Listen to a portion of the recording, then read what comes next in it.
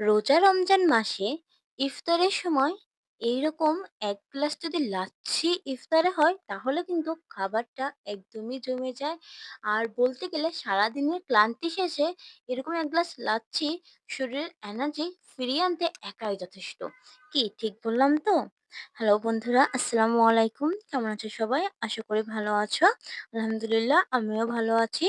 আজকে নিয়ে আসলাম মজাদার একটি ডেজার্ট নিয়ে বা বলতে পারো শরবত যেটাই বলো, লাচ্ছি। আর এটা এতটাই মজা ছিল যে কি বলবো। তো চলো আমি কি নিয়েছিলাম। এখানে নিয়েছিলাম কলা। কলা আমি এখানে বেশ ৩-৪ টা কলা নিয়েছিলাম স্লাইস করে কেটে। নিয়েছি খেজুর। তোমরা চাইলে খেজুর স্কিপও করতে পারো, এটা অপশনাল। আর নিয়েছি এখানে টক দই। আমি যেহেতু ৩ গ্লাস বানাবো সেরকম পরিমাণ অনুযায়ী টক দই নিয়েছিলাম ১ কাপ মতো। নিয়েছি ৩ কাপ এখানে দুধ। আর এখানে নিয়েছি বিট লবণ। বিট লবণ ছাড়া লাচ্ছিটা একেবারেই অসম্পূর্ণ। তোমরা চাইলে লবণটাও দিতে পারো। তবে স্বাদটা অন্যরকম আসবে। নিয়েছি পরিমাণ মতো চিনি।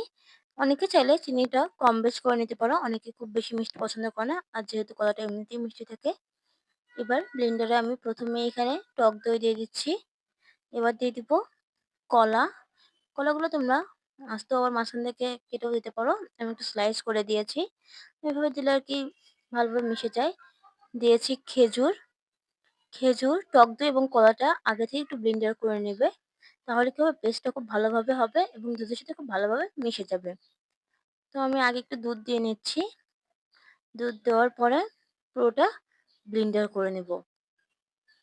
তার মধ্যে দিয়ে দিচ্ছি চিনি এবং সামান্য পরিমাণে একটু বিট লবণ।